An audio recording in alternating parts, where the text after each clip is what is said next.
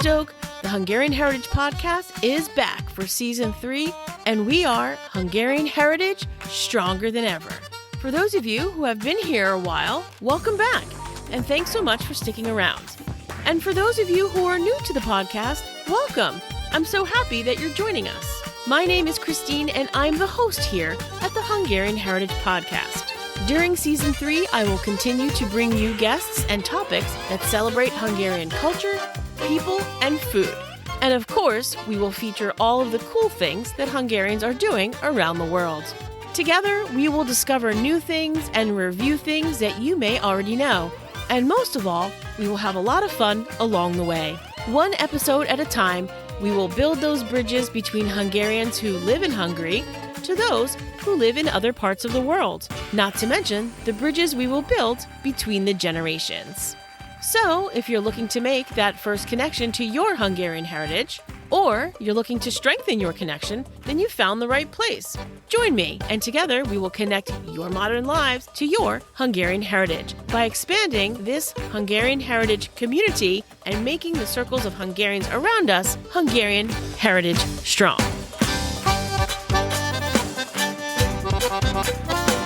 Welcome to this episode of the Hungarian Heritage Podcast. We are back with another episode in our series of Celebrating Hungarian Heritage Together. Previously, my guests on the podcast, Reka Bakos and Dr. Anna Fenyvesi, the editors of Hungarian Roots and American Dreams, will be my co-hosts for various episodes during Season 3 as we celebrate Hungarian heritage together.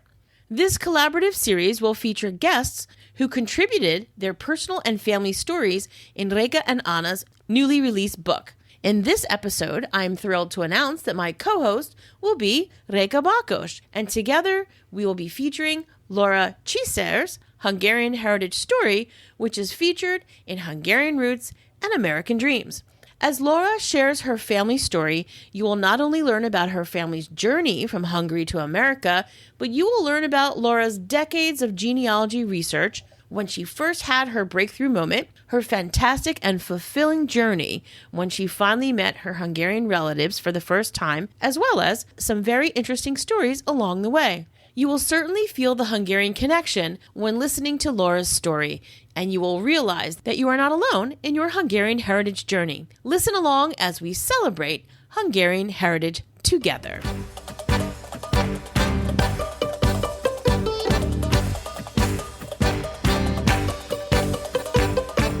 Please join me in welcoming my co-host for this episode, Reka Bakos. She is back for this second episode in our series of collaborative episodes from her book, Hungarian Roots and American Dreams.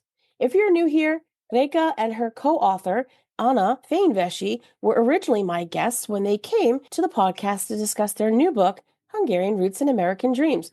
Welcome back, Reka, and I'm excited for this next collaborative episode. Why don't you give the listeners a brief overview of your book, Hungarian Roots and American Dreams, and introduce our guest who is here to tell her Hungarian heritage story from your new book. Hi, Christine. Hello, everyone. It's Hi, great Reka. to be back. Thank you for the opportunity again. Of course. So my name is Reka Bakos. As Christine mentioned, I'm based in Hungary in a small town called Tata. And this year I had the honor to co-edit Hungarian Roots and American Dreams Tracing Personal History, which is a collection of 48 stories of Hungarian immigrants who traveled to the US to start a new life. And one of our authors in this book was Laura Csiszer, and her story was From Ventura to Vécske, Uncovering Roots in Unexpected Places. And I'm really excited to hear Laura's story in more details than it was introduced in the book. So welcome, Laura. Thank you so much for being here today. Thank you for inviting me. Absolutely, absolutely. We're so excited to hear your Hungarian heritage story, and we're excited for this series. So I really appreciate that you took the time to not only contribute your story to Reka and Anna's book, but for being here and sharing it on the Hungarian Heritage Podcast. So before we get to your story, how long have you been researching your Hungarian heritage? So tell us about that. What was that like for you, and when did it start? Wow, it started many decades ago. I think I was in my 20s, And I really had a strong interest in my Hungarian, heritage and roots, and wanted to know information. So I would go to the library and look on microfiche way back when things were like ancient. You know what I mean? Yeah, I I remember joined. microfiche. Yeah, I remember that. Yeah. Yeah, I joined genealogy groups. I ordered books online, Hungarian books. I didn't know how to read the language, so it was hard to look at documents, and the writing was so difficult to read. And I looked at old newspaper articles and through emails, and then thankfully, most recently, probably about 7 or 8 years ago, through social media, Mm-hmm. um, and Instagram and Facebook. And then familysearch.org is a free site, and that has been most helpful. And I also joined Ancestry and 23andMe. And most recently, Reka's group on Facebook has helped me a lot with my research. Wow. This has definitely been part of your life, like researching your family heritage for a long time. And I think when you mentioned microfiche, for people that don't know what that is, for anyone that's younger than our generation, those were, what would you even describe it as? Like floppy little pieces of like film, essentially, that you would put in a big, like a projector, and that's how they would catalog things. So I think we're dating ourselves, but that's okay. Um, I think people can really appreciate the internet much more now, to knowing that what we had to go through when we wanted to look for something, because we didn't have all of those things. Yeah, Yes. and Laura, you briefly already mentioned the Facebook group. Just to give you a little bit of background to our listeners. So back in February this year, we founded a Facebook group for everyone who has Hungarian roots and their ancestors traveled to America. We had many people join from Hungary whose ancestors returned to Hungary after working for a decade in the US. And thankfully, we also had many people joining from the other side of the ocean, whose ancestors remained in the U.S. So, Laura, can you please tell the audience how you stumbled upon the group, and then whether there were any new discoveries that the group helped you make? Thankfully, my niece from Romania, Magdalena Tot, she invited me to join the group. And I did, and I was hoping that I could find my great grandfather's death and where he died and where he was buried. I was hoping that the group could help me. And my niece is very passionate about researching our family roots. And it was so nice, to have somebody else that cared as much as I do. And of course, Reka helped me. And also Monica. I was so excited because she found out that my great grandfather had a sister, and she found that document for me. So the group has been most helpful. That's pretty great. I feel like sometimes it takes one person and sometimes it takes one additional person to also share that passion for searching for your heritage, and it really just gets the ball rolling. So my next question is actually for Reka. How did you and Anna choose Laura's story to be included in the Hungarian Roots and American Dreams book? Yeah, that's actually an adventurous story, Christine, because I was sitting, I think, on our couch like 9 o'clock in the evening or 9:30 in the evening when, my phone just rang. It was a messenger call from Laura. And, I picked it up and then we talked, Laura, I don't know, for 30 minutes, 40 minutes. And she told me her story. And then I knew that, okay, we have to have it in the book. So I will not spill any beans. Laura will tell it to you later. But then, we had a quite short deadline coming up. So it seemed that she will not be able to make it. But then we agreed on an October launch date for the book. And then I let Laura know that, okay, we have more time than we originally anticipated. And thankfully, she agreed to share her story in the book. So that's how it happened. You made it by the deadline, which is fantastic. And we're here now and we're going to hear that story. So I'm so happy that you beat the deadline, which is great. Yeah. So Laura, why don't you tell us more about, your Hungarian, your roots, your story, how you found your relatives? Because I think there are so many exciting aspects in your family's history that our listeners will definitely appreciate. Okay. Well, actually, too, when you invited me to tell my story in your book, I was like, oh no, I can't do that. I've never done anything like that. And then I was like, oh, yes, I should, and no, I shouldn't do it. And I went back and forth, and I'm really grateful for this opportunity to get my story out there in your book. It's been one of the pretty much highlights of my life for sure. That's so meaningful. Yeah. So my grandfather, István Csiszer, he immigrated to the United States from Székelyvedka, Hungary, in 1906, and he was 17 years old when he came to America by himself. He then later married my grandmother, Erzsébet Tóth Pape. And please forgive me for pronouncing the names wrong because I do not know Hungarian. But she came from Gaba, Hungary, and then they married and they had 5 children together. And one of them was my father, Yoshka, Joseph Csiszer. And by the way, in America, we say Csiszer, Caesar. Oh, So okay. it's really pronounced incorrectly.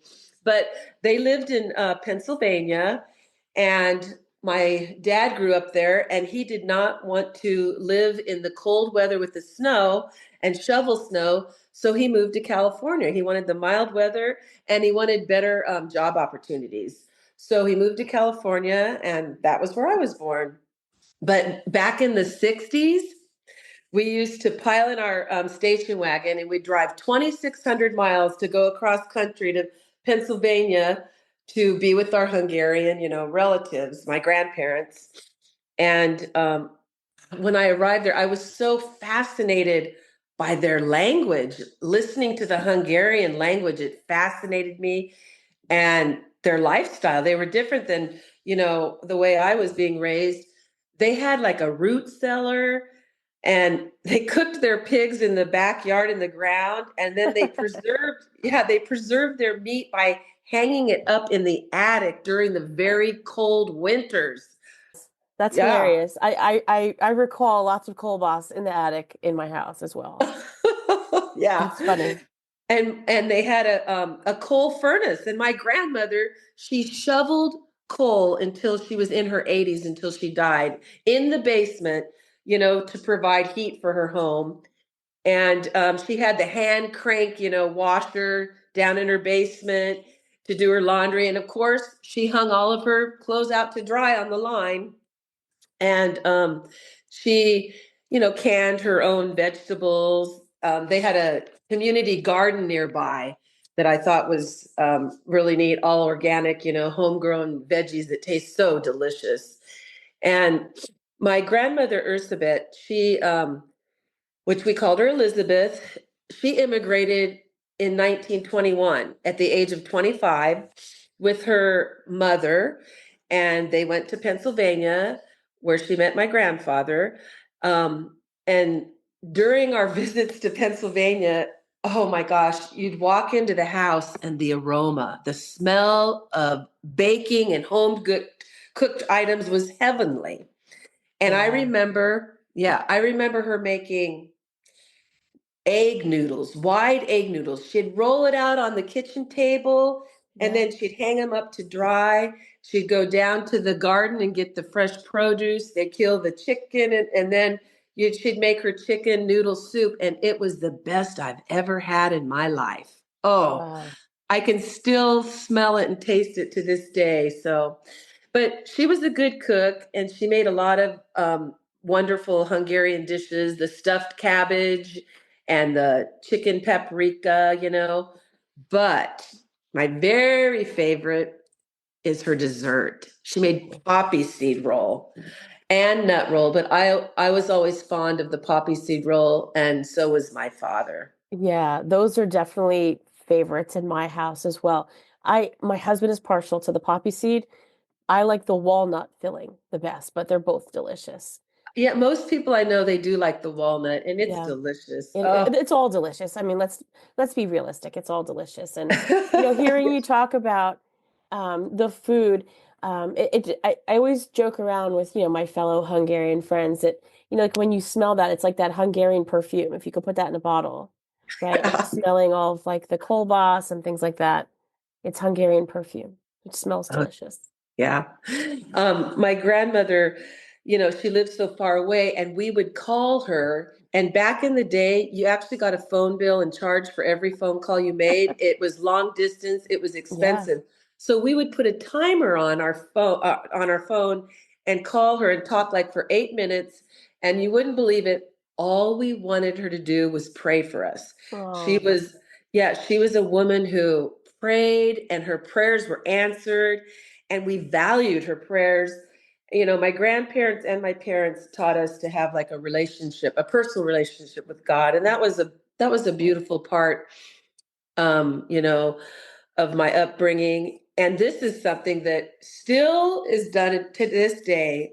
My grandmother's tradition, she would send us a dollar bill and a stick of chewing gum in our birthday cards, or when somebody in the family had a new baby. oh. So so she did that. And now I give out $2 bills. Well, inflation, right? I mean, you at least have to, you have to keep up with inflation. So, When I was like 20 years old, my grandmother passed away in Pennsylvania. Um, my grandfather, Istvan, which we called Stephen, mhm. he was just such a kind, loving man. And I remember in Pennsylvania, Newcastle, Pennsylvania, sitting on his glider swing on his porch, and he would sit there and whistle, and he would sing songs. And one of the songs he would sing is, "In the sweet by and by, we shall meet on that beautiful shore." Anyways, I just Oh, remember him singing these songs to us kids, and we really liked him because he gave us those hard candies, and sure. that was a real Yeah, treat. Hmm. absolutely. That's such a grandpa thing to do, right? Right? Yeah, and he had Yeah. such a beautiful smile. He gave smiles Oh, away freely. that's sweet. And my grandparents, they had a two-story house on Ray Street, 608 Ray Street in Pennsylvania. I thought they were filthy rich because they had a two-story house, but they had a mahogany staircase. So us kids would play on the stairs. I remember that. It was just so fun. But one of the things they did that was different, very different from our customs, um, all the girls would sleep in one room and all the boys would sleep in another. So my dad and his three brothers with his dad would sleep in one room, and my grandmother and her daughter and her mother lived with her Okay. until she died in 1950. Yeah. So when I was like age 9 is when my grandfather, Stephen, died. He died of a heart attack at the breakfast table, eating, we call it hunky breakfast, Hungarian breakfast. Oh, Yeah. okay. So he died at age 80, Oh, um, yeah, of a heart attack. And that was just so sad. Yeah. yeah, of course. But my grandmother's father, my great grandpa, Fernandad, I'm not sure how to pronounce his name, Pape. He was born in 1859 in Kenslo, Hungary. And his family is fascinating. They were cardinals, bishops, judges, Wow. um, professors. Yes. And they gave 10,000 in gold forint back in the day, in the 1800s, to fund the university. And I don't know how to pronounce it. It's Sarospatak. Sárospatak. Okay, that's how you say it. I Yeah. wouldn't have said it like that. You would laugh at me. Yeah, Reka, you would laugh.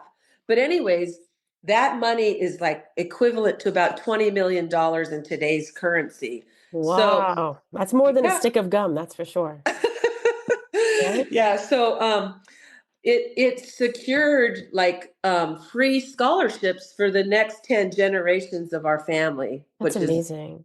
Yeah. Isn't that Wow. great? Yeah. Now, I don't know if you're going to tell this as part of your, your story, but have you been to that university town? I have Any of, not, but I have okay. not, but I plan on going next summer, visiting and researching. I didn't research that side of my family when I went, for my visit. So, or Right. meet, really. It's Yeah. beautiful. My mom is from there, and she actually went to high school there. It's beautiful and historic town. You will love it.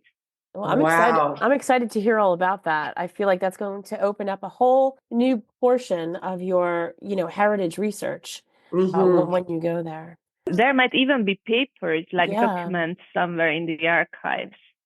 I'm not sure if it was your Facebook page, Reka, but somebody wrote that there is a book and they list all of the people that donated money to that university. So I'm trying to get a hold of it. I ordered it online and it's on back order. I don't know if it's even available. So I'm still researching and trying to do that.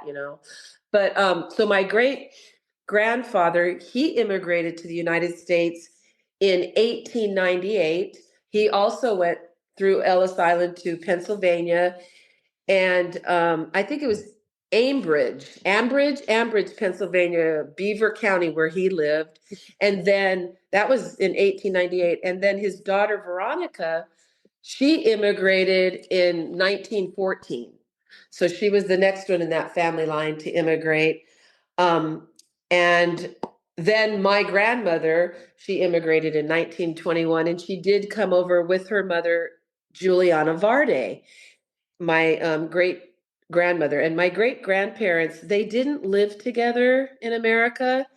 My great grandmother, she lived with my grandparents in Pennsylvania until she died in 1950. But this is a remarkable part of her life and her accomplishments. She was a midwife and she delivered her grandchildren. She delivered my father.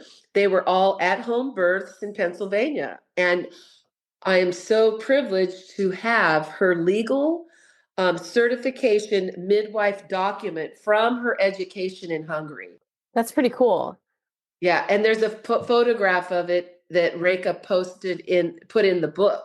So that's just really neat that I have that also. Yeah, especially because, it's very difficult sometimes to keep track of documents when people emigrate over, like unless somebody was really keeping them safe someplace, like those Yeah, things sometimes get lost. yeah, and So that, I inherited her book with all of it like shows twins and all these different things, and it's all wrapped in saran wrap. So my uncle, my dad's brother, he was the yeah. one that had it, so he was trying to preserve it. So it's wrapped in saran wrap, Oh and I my have goodness, that. that's great. Yeah, I have that also. I Yeah. feel like you could probably write a book just about that specific topic, like with your with the whole book and you know, I feel like Yeah. that's Or such she a could it's a make great an topic. Yeah. exhibition. She could make an Yeah, exhibition, with all the keepsakes absolutely. she has from her. Yeah, it's amazing, Laura. Yeah. What your family really kept over 100 years. That's so rare. Yes, I have my grandmother's cutouts for making cookies, and Oh. I have her old curling iron. I mean, you set it on the furnace to heat it up. It's like it's ancient history. It would burn our hair now, I'm telling you. But Yeah, right?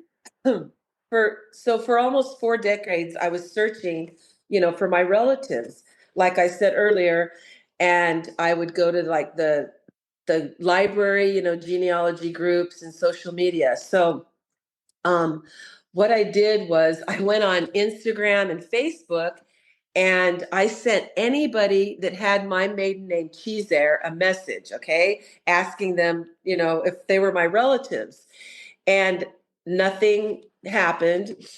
Okay, so a year later, I went into the local genealogy library and spoke with a lady named Kathleen. She was such a sweet volunteer. And I said, I'm so frustrated. I can't find my family, my Hungarian relatives. And she said to me, well, can I ask you a question? And I said, sure. And she goes, well, have you prayed about it? I said, shyly. I said, no. She goes, oh, well, no wonder you can't find them. And I went, uh-oh. So I went home and I prayed. And remember, a year before this, I'd reached out to anybody on social media. So Yeah. a month after I prayed, lo and behold, I was contacted um, on Facebook by Laush Bertalan.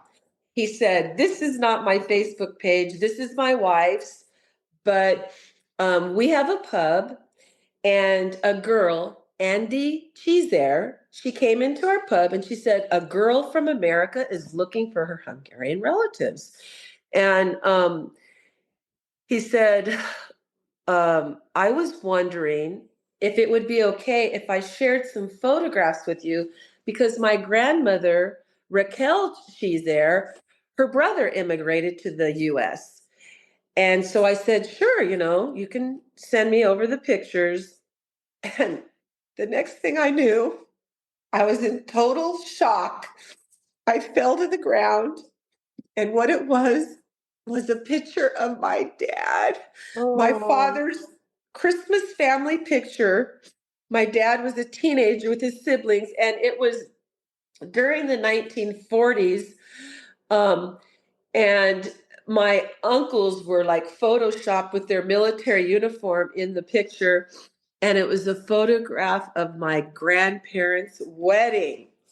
wow. So yes, I That's couldn't. so, yeah. I have to point out to go back to what you said about your grandmother, how you said that you would call her on the phone from California and, you guys just wanted to hear her, do prayers over the phone. And so it kind of like connects with when you went to when you were searching and the one woman, I believe you said her name was Kathleen, said Yes, that, have you prayed about it?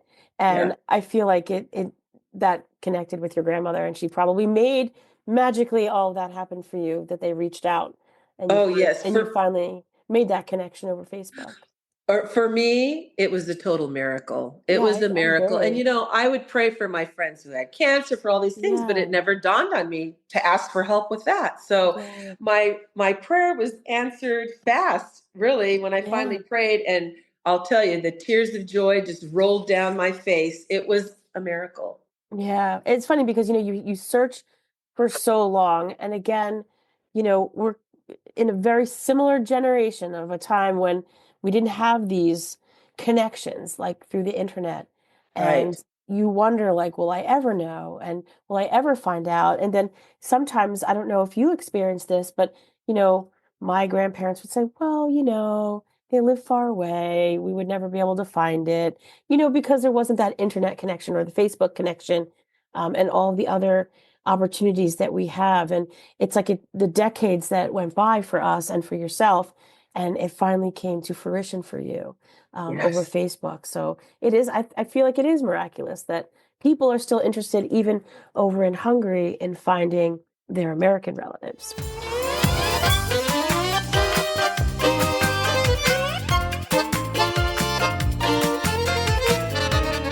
After that, guess what I did? I planned a trip to go to Hungary. Of So course. that happened like right before Christmas in 2018, the end of 2018. So 2019, I planned a trip to go to Hungary. And I went in the summer. My daughter went with me, Allison Leroy. She went with me for the first week. And we placed our feet on Hungarian soil together. Yeah, that was probably such a momentous occasion for both of you. I remember the first time that I went. It's so special, and I don't think a lot of people understand how that feels. Tell us about that. Oh my gosh, it was so glorious, and just the views, the Parliament building, the chain bridge, the things, but to meet our family for the first time, it was amazing. My cousin Laush and NEQ Bertalan, they're the ones that have the pub um, in the village, which I mean, to meet them, that way is just so miraculous. And they live in the village Sekevetka, where my grandfather was raised. And it's like a fairy tale there. There's a gorgeous gate that you enter to go into the village, and it has prayers on it. It's engraved, and it has a special blessing over the whole community that lives behind those gates. And it's their tradition. And the whole area was like rolling hills, and it was so beautiful. On top the hill was a chapel, and it's called the Mercy Chapel. And it's this little chapel. And when I went and visited, there were sheep, many sheep grazing there on the hillside. And the relatives, they are so hospitable, the Hungarians. They took me all around to their village. We walked the streets and we went to the cemetery. And that was a blessing because my grandfather didn't talk a lot, so I didn't know about his siblings until years later when I researched. When he died, it said that he had two sisters in Romania. So Székelyvedka was originally in Hungary, but when the borders changed, it changed to Romania. So when I went to his village and the relatives took me in the chapel, it was so special. But then they took me to the Catholic Church there. And I had the privilege of going into the rectory with the priest and looking through the old armoire. It smelled really dusty. And I looked through the old books. And guess what I found? Tell us. I found my grandfather's birth in there. And I was stunned to find out he was the eldest of 11 children. My great grandparents had 11 kids. Wow. And I didn't find all of them. Later on, my niece who introduced me to Reka, she's the one that is passionate too about our genealogy. And so she helped me find other generations and stuff. So that was good. But my cousins, I mean, I just have to say, Laush and Eniku, they opened up their home to me. And I went in the summer in June. You don't make poppy seed then. The tradition is to make it during the holidays at Christmas. Do you know that all of the relatives made me poppy seed roll? And you better believe it, I ate it all.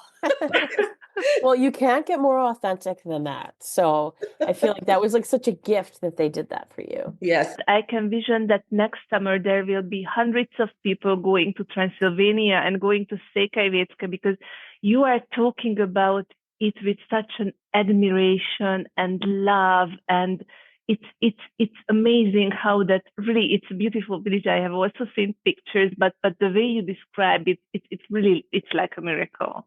Yeah, I feel like you're inspiring like the next amazing tourist spot that people could visit because it sounds beautiful. The gates. You also have a very good way. You have a gift for storytelling because you're talking about how you entered the gates and you're describing the gates, and it just sounds so breathtaking. It really is similar to like someone reading a book or describing a movie scene. It sounds gorgeous. My family there in Székelyvedka, they were farmers. So NEQ and Laos have an amazing, huge organic garden, and they have the chickens and the eggs, and they have an outdoor place where they cook the breads. And so it's just ingrained in the Hungarian line, the delicious food that they prepared, the chicken paprika, all of the dishes. They just rolled out the Hungarian charm and hospitality. And it was such a welcoming and lovely experience, and they took me to the cemetery where I got to see my great grandfather's gravestone, very old. And he was born, okay, I can't remember, but it might have been 1844. Don't quote me on that. And I brought back a glass red candle from the cemetery there to remember and have a piece, of that here. But we walked the streets. I walked with another relative and Laos and Eniku. And you know what we did? We sang and walked the streets. They sang in Hungarian and I sang the song in English. And it was so special. And then my cousin, the one who sent me the pictures, he went and picked a wildflower on our way up to that beautiful chapel, and he gave it to me, and that was so dear and meant a lot to me. Yeah, I was going to say that like they were probably even more overjoyed that you came to visit them than you even realized. Having like their relative come to their village and their pub, and they were probably overjoyed, and you were most likely, in a good way, the talk of the village for quite a while, with your visit, in a good way, that this American relative came to visit. Yeah, a lot of the village is my relatives. There's a lot of family. I found hundreds of them, with my grandfather having 10 siblings, that makes for a big family, Oh, So for sure. they took me to my grandfather's house where he was raised and brought up, and it brought so much joy. You're not going to believe what was there. My favorite color is turquoise, Yeah. and I have a turquoise front door, but I told you that my grandfather in Pennsylvania would sit on his porch and sing in his glider. Well, what was there but a glider swing? And it was in my favorite color, turquoise. That's I, that's I could, such a family connection that happened that you yes. didn't even And realize. right. And there were miles and rows of cornfields surrounding the property and all the green, rolling hills there. And Wow. he lived straight up the hill. There's a white picket fence with all the greenery. And he lived right across from that beautiful little Mercy chapel. Now, my other cousins who were just so amazing, Yoshka and Magda Biro, in Budapest is where they live. They took me sightseeing all over Hungary and my daughter. And we went to the Heron China factory where I bought a necklace, which is very special to me. I brought a souvenir home. And they just showed me once again the Hungarian hospitality. They invited me to another cousin's house, Ida, and she is the one who still owns my grandfather's house in Székelyvedka. She told me that I can go and stay there anytime that I want, open doors. So that was really sweet. But at her home, they made old Hungarian style in the cast iron pot goulash. Wow, that Oh sounds my delicious. gosh, it was out of this world. My mouth's watering just thinking about it right now. Oh, yeah. So they were just so kind to us. And of course, they served us stuffed cabbage, but they gave us something. It was in a little glass, it was real strong alcohol. I know what you're talking about, and I know Reka does too. Pálinka. That's it. Pálinka. That's it. Yeah, Yes. that is a very, very typical Hungarian. What would you call it? Well, it's alcohol. Spirit. But It's a spirit. yeah, it's Yeah. very strong. And it's even more common in Transylvania. Okay. Oh, Yeah. everywhere. And my cousin took me to many houses. My cousin Jolt, he was my, would you say, Uber driver. He took me to many houses one day, and every house I went to, they offered me that. I'm like, oh Yeah. boy. Yeah, I think it's tradition that's part of the hospitality that you are supposed to be offered some palinka. And Yeah. chances are it was palinka that was hazi palinka, that they made it themselves. Házi pálinka. Hazi Definitely. palinka. But honestly, Laura, if you ate through goulash, stuffed cabbage, etc., pálinka was a good thing for your stomach for sure. Yeah, for sure. Yeah.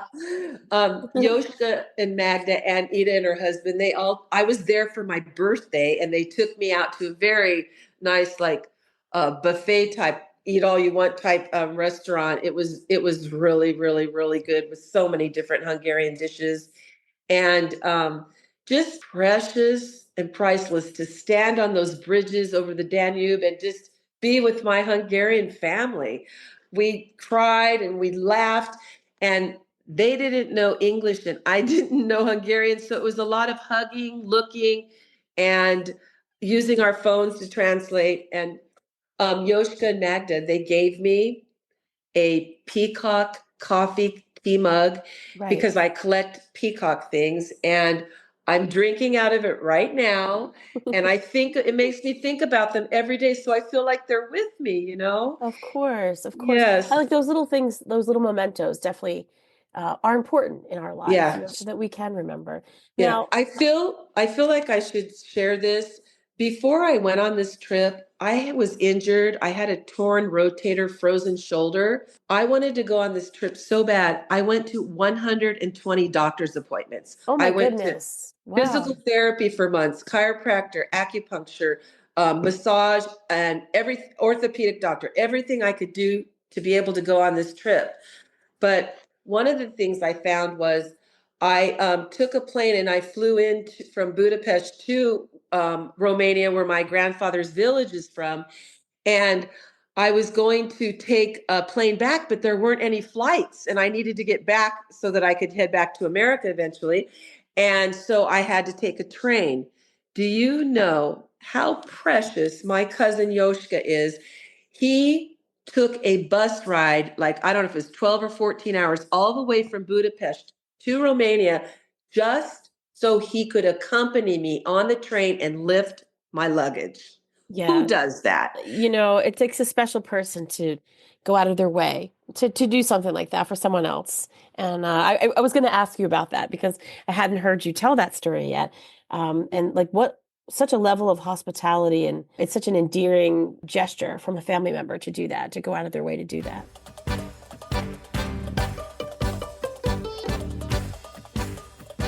Yeah. So my cousin Jolt, he took me sightseeing. He lives in England now. He came back so he could be there in the summer. And what he did, they orchestrated a family reunion. There was 20 plus people, and that picture is of all my relatives in Hungarian Roots and American Dreams book too. It was such a wonderful time. And Zolt, he also, his family has a home in Szekelyvedka. And Rosie and Arpad, they invited me to the most delicious barbecue, and just the scenery and the smells of the Hungarian food and the hospitality. It was, so amazing. The Toth family was there for the reunion. And I also visited in Romania my cousins Emmy and Margaret, and they served me up more delicious Hungarian food. And my cousin Emmy, I collect insulators. They're glass insulators that used to be on the Edison, electricity poles. She gave me a green one from Hungary, which is very special to me. And they gave me a peacock brooch pin. And as a matter of fact, it's Christmas here right now, and I made a beautiful Christmas tree out of all of my brooch collection. And included on that is the brooch peacock pin from my cousins. And also my cousin Ida, she gave me a kitty cat with diamond eyes. So that's on there too. And it's quite beautiful. It's lit up, during the holidays with lights on it. And Sweet. That's a really great way to just like commemorate all of the pieces that you have instead of keeping them in a drawer, that they can be out and you can celebrate it by, seeing it and sharing it with other people. And Emmy, her name is Imuk, but I nicknamed her Emmy. We talk very often, sometimes every day, and she speaks English. So that's very helpful for me. And my cousin Andrea, she lives in Tagumaresh. She lives about a half hour from the village that my grandfather was raised in. And she works at Hotel Tempo. And so she was very helpful in, making my reservations for the hotel. And I don't want to say it, but the hidden gem there, it was $300 for a whole week to stay at the hotel. Isn't that crazy? It's such a great price in some of these areas. Yeah, for sure. And like I had a Chase lounge in my room. Breakfast was included and also sparkling water. So that was all, 4-star, 5-star. It was great. And she was so sweet. She invited me to her home to meet her daughters, and she served stuffed bell pepper soup that was super delicious.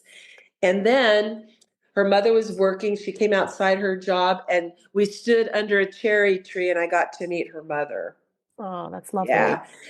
And Also very symbolic, the cherry tree. So that I haven't missed that little piece of detail either. yeah, and my cousin Ida, she had cherry trees. I love Yeah. cherries. They're so delicious. And she had cherry trees at Hmm. her home, in Budapest too. And my cousin or niece, I'm not sure which way, but Elise, she delivers the mail in Szekelyvedka.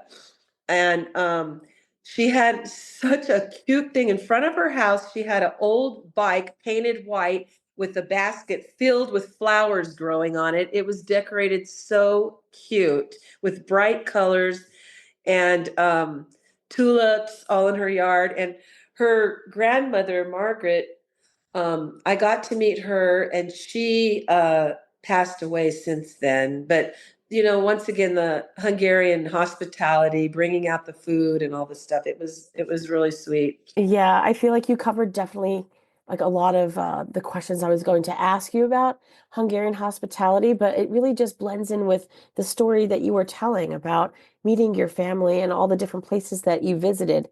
That's the one thing that I feel about Hungarians is like they really do have like a high level of hospitality when you come to their home or visit them. They definitely want to shower you with Yeah. everything that they have at the food table or when you're going out.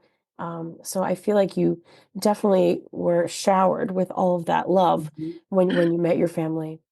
I think what's really special about these reunions is that these ties were broken. I don't know, 50 years ago, 60 years ago, because of history, because of distance, Yeah. and then that thanks to the internet, thanks to all the social media and stuff, we are able to reconnect those ties and get to know our relatives. And Laura, you practically know whole Székelyvécke and half of Transylvania is your relative almost. So, so how, and you mentioned that to some of them you talk daily on the phone, you email. So what are your plans for the future? So how you wanna keep up continue the connection with your family members? And you mentioned that you definitely want to go to Sárospatak and dig a little bit deeper in the Tóth branch of your family. So we would be really curious to hear what are your plans for the future in connection to Hungary, in connection to Transylvania, and in connection to your family. Well, I just feel so blessed because I don't have to pay long distance calls, and it's so easy to keep in touch and to do the video chats and to talk. So I plan to visit Hungary, who knows how many times. And you never know. I would like to get dual citizenship, but through cards and, just chatting and visits, that's how we plan to stay in touch, and we do stay in touch. They're just a very precious part of my life. I also wanted to interject that one of my cousins, Laura Segedi and Jamber Antal, I found out they lived in the United States in New Jersey.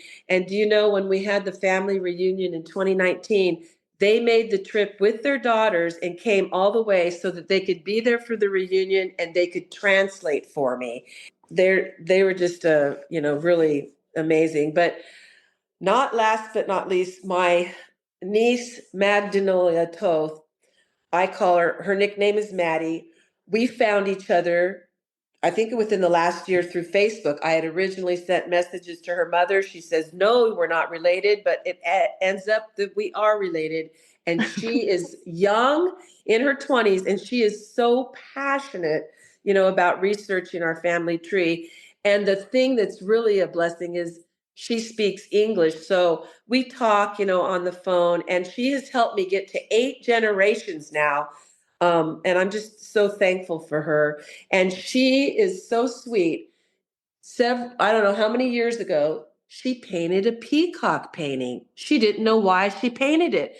Then when she met me, she found out how much I like peacocks. She mailed it to me for Christmas last year. So I have her peacock painting.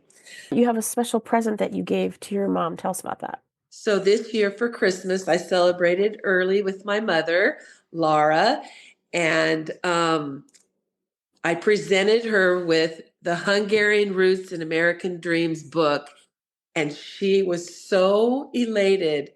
she cried and she thanked me and she said, "Your father would be so proud of you." She said it was the best Christmas present she's ever received. That's pretty amazing. It was probably such a meaningful thing for her to see your story, which is also her story because it's your Yeah. family in print, We done even all have a that picture research. of them in the book kissing in front of a blue convertible, right, Laura, which was her favorite car. So Well, my dad proposed to my mother in that 1952 convertible Ford. Yeah, baby blue, my mom's favorite color. So it's Oh, very special. that is very special. And this is really a great opportunity also for everyone out there listening to know that you can purchase your own copy of Hungarian Roots and American Dreams. And I will leave that information in the show notes. So don't worry if you have a family member that you want to buy it for. It's definitely a great read, great inspirational stories. And you never know where you're going to receive your inspiration to start researching your Hungarian heritage. So we'll leave that in the show notes.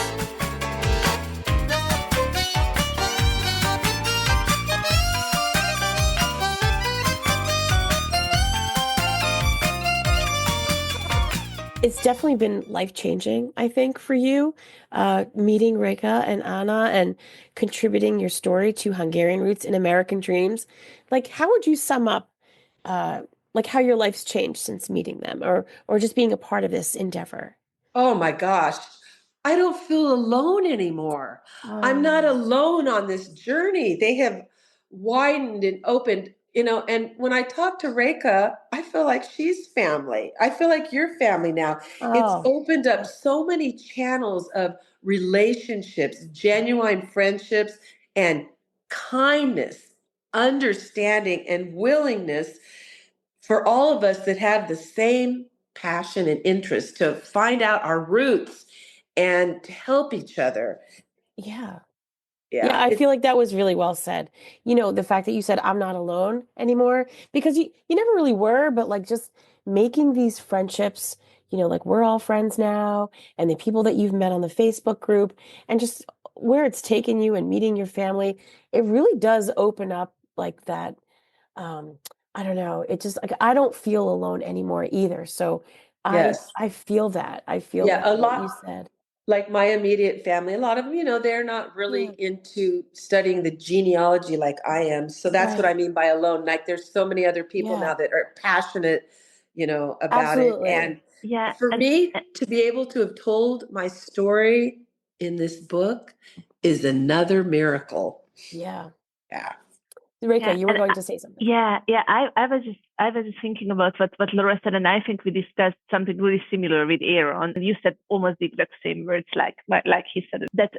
This Hungarian. Of course, I have Hungarian roots because I'm Hungarian, but this whole history that happened with our ancestors traveling to the U.S., living there, working then for years, and then coming back or not. But it's somehow so deep inside us, and it so defines who we are. And maybe that's why we have this instant connection, because we talked with Christine for 15 minutes and then we knew that we will get along for a long run. And it was the same with you, Laura. So I still remember that night that you called me, and then we have conversations that you don't necessarily have with complete strangers, because we could be complete strangers to each other still because we have never met in person. Right. But somehow this shared legacy, heritage, root, whatever you call it, makes us, friends, family, whatever you call it. And it's so fast and so close. I It's agree. really interesting. Yeah. Yes. And I feel like we spoke about that with Aaron too, how it was like Yeah, almost immediate. And yeah, we live in the United States and we have this passion for our heritage. And I don't think people understand how passionate we are as Hungarians for that longing. Like we don't want to feel alone, and it is a very unique situation. And I've mentioned this before on other episodes that, living in the United States, I'm proud to be an American. But, living in the United States, we're really just a combination of so many different things that I think that fuels our passion to be connected. And I don't know. There's just definitely something about Hungarians that, have such a great passion for their heritage and to learn about it. And Laura, you said it the right way, that you're not alone anymore. And I don't feel alone either through all of my, endeavors. Like, I feel so much more fulfilled. And I know that my cup is really overflowing with opportunities and friendships now. And I'm so blessed to have that in my life and have both of you as friends. So I agree. yeah, thank you. I mean, yeah, and Christine, I haven't shared this with you yet because this is quite new, but okay. And I'm sorry we are not on camera, but I have a necklace. Okay. And I found this necklace in my post box yesterday. It was shipped from the United States, and guess who it is from? Is it from Laura? It is from Laura, and it's a sea glass necklace. Oh, excellent. And that's beautiful. The listeners don't know, but Laura has a special connection to sea glass. And Laura, could you please share with our audience about the pendant that you acquired from a sea glass group and how it is connected to your grandfather's hometown in Pennsylvania and what it means to you? Sure. So for those of you that don't know about sea glass or sea pottery, it's literally litter that ends up at the shoreline and it gets polished by rocks. And believe it or not, a lot of people have jewelry and, items made out of it, crafts, and it's quite popular. It's really a big thing. So while I was laid up with my shoulder and I stumbled upon Instagram, I found a group of what I call sea glass sisters. And what we did is something called mermaid mail. We would exchange and share all of our finds. And so I have, sea glass from Australia and Canada and Peru and all over the place. So we post the pictures of it on Instagram. And one day I saw a picture of sea pottery posted, and you can't believe it. It had my dad's birth date on it, which was November 23rd. So this was in 2017, I believe.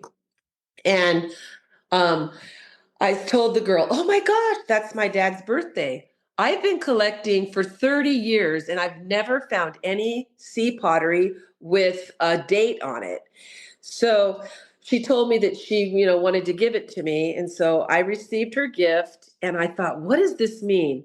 And that year, my dad's birthday fell on Thanksgiving Day. So I thought maybe it's a message to me that I need to be more grateful. So what I did is I started a gratitude jar and I put notes in it of things that I was grateful for. And I had other people that visited put notes in it too. But I thought, no, you know what? There might be something more to this. So you can contact a historian and they will find out the city or the origin and the place of where the sea glass or sea pottery has been made. So I contacted one and she researched it for me, and you're not going to believe it. The sea pottery was made in the city and state that my father was born in, Newcastle, Pennsylvania. That's where my grandmother delivered my dad at a home birth, but they actually said my dad was born on November 22nd, but the document, the birth certificate said the 23rd, right? Mm-hmm. Well, this historian, she found another piece of the same sea pottery, and that one, guess what date that one said on it? Yep, November 22nd. That is like the irony of all ironies and miracles all balled up together. Yeah. So there's more to the story. My grandfather, when you go to Pennsylvania, you can look at the old newspaper articles online or wherever. And I found out that also the sea pottery was made at Shenango China Factory, which is in Newcastle, Pennsylvania. And my grandfather worked there for a while. And also my aunts, and they painted the gold trim around the cups and plates and dishes. And they also made dishes for the White House. Wow. Wow. Yeah. And the actual sea pottery was made for the military, for the servicemen during World War II. It was the shaving mug that they used. Mm-hmm. And after I found my relatives, this piece of sea pottery even became more special to me because my grandfather's brother, he was in World War II in Hungary. He was a prisoner of war, and he died there in captivity. It was a very sad time for my grandfather. But this piece of sea pottery, it's like tying all of this together. So I told you about my relatives that lived in New Jersey, and they made the trip, to Hungary and Romania for the family reunion. Well, they are so precious, and they begged my husband and I to come and visit them in New Jersey, which we did after the trip, and they are so charming, such wonderful Hungarians. And what they do for their business is they're custom jewelers. So what I had done with the sea pottery is I had it wrapped in sterling silver, and they engraved on it Székelyvedka, the village in Transylvania that my grandfather was born in, and they etched the coat of arms, and they put my favorite scripture, Romans 10:9 and 10 on it, and they engraved Yoshka Csiszer, my dad's name. And so now this is a very special, family piece that I'll have to share, with my family. And my dad was the type of man, he was such a loving man, and he would like give the, you know, trash man when it was raining and cold out a hot cup of coffee, or the mailman when it was hot, he'd give him a Coca-Cola, and he mowed the neighbors' yards, and he was a man that helped people. He believed in investing in people. So um, you know, this this gift of the sea pottery, it's just another gift from God, and it shows me that He cares about the little things in our lives that end up being big blessings. So, Exactly. It just like a little piece of sea pottery is such a family heirloom now to you. yes. Because, and just like I said before, like the irony, the miracle of how this sea pottery that was in the ocean, I believe you said it was from Hawaii. Is that Yes, correct? it was found in Hawaii. Found in Yeah. Hawaii. You live in California, and it's from Pennsylvania. Just the connections are really miraculous. It's really short of a miracle. And I remember when you told us this story, before we recorded the episode, I ran downstairs and I told my husband the story, and he's like, "No way." I'm like, "Yeah, isn't that crazy?" Like it's just, it really is part of a really fantastic story. And like you said, they really are blessings and miracles that happen. And these little pieces, they are momentous things to us, even though they might not seem valuable to other people. But it's such a big thing in our lives. And your story overall is so miraculous, and all of the connections and family hospitality that you received, and just making those connections. I can't thank you enough for being here and sharing your story that you shared with Reka and Anna in Hungarian Roots and American Dreams. I really do feel like we are all friends now, and I look forward to more stories when you go back and you visit those towns and the new towns that you visit. And also, I'd love to hear about, another family reunion when you go back to Hungary. You're always welcome back on the podcast to tell more of your story, and I look forward to that. So, Laura, thank you so much for being a guest here on this episode, and really just for inspiring others to take a deeper look into their family heritage, to not feel alone. There's so many things out there, and so many people that are out there to help. Joining the Facebook group that Anna and Reka have put together. Reka, thank you so much for being my co-host today and for sharing your contributors from your book in this series, and for allowing them to share their stories. I really appreciate both of you today, and for sharing your stories. Thank Thank you you so much, so much. Christine. Just one more word from me. Christine, we are so grateful to you to provide this channel, because, you read Laura's story. I read Laura's story like, I don't know, 50 times because I was editing it, Yeah. but I knew it. But hearing it, how she tells it, the passion, the love, you could feel the taste of Kolbász, the taste of pálinka. Yes. When she was describing it, you could see the rolling hills, the sheep, Yes. the chapel, the Székelykapu. everything. So Laura, thank you so much, because even if we don't have video, I'm sure that, people see these pictures rolling in front of their eyes, because you described it so perfectly. I couldn't agree more. I couldn't agree more. You have a very, very good gift of storytelling. So you should definitely consider writing your own book. Oh, thank you very much. Thank you for the opportunity, both of you. It's another miracle, me being on this podcast. I never dreamt in a million years that this would happen. Oh, well, you know what? I feel like you. things happen for a reason. Miracles happen for a reason, right? And I feel like we're all here. And this is a line that I keep repeating, that Reka said one time, that stars aligning. And I really feel like stars have aligned for you, Laura, in your life with your heritage search and just meeting Reka on Instagram. Like, I reached out to her, like, hey, do you want to do an episode? And look where we are now. We're co-hosting together, and we have, big things coming up too. And I feel like we're all friends now. And I couldn't be more appreciative and grateful for your friendships. And I don't feel alone now either. And I'm happy that you're joining our circle. Thank you so much. Oh, you're very sweet. Thanks so much, Reka. And thanks so much, Laura. It was great having you today. Thank you both. Thank you so much.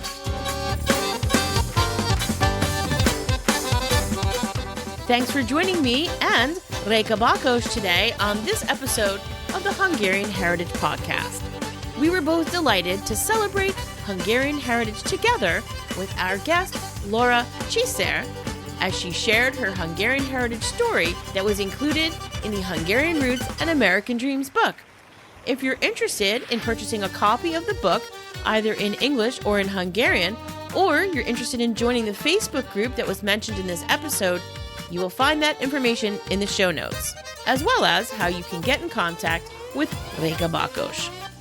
If you have feedback or questions about this episode, or you would like to connect with me at the podcast, you will also find that information in the show notes.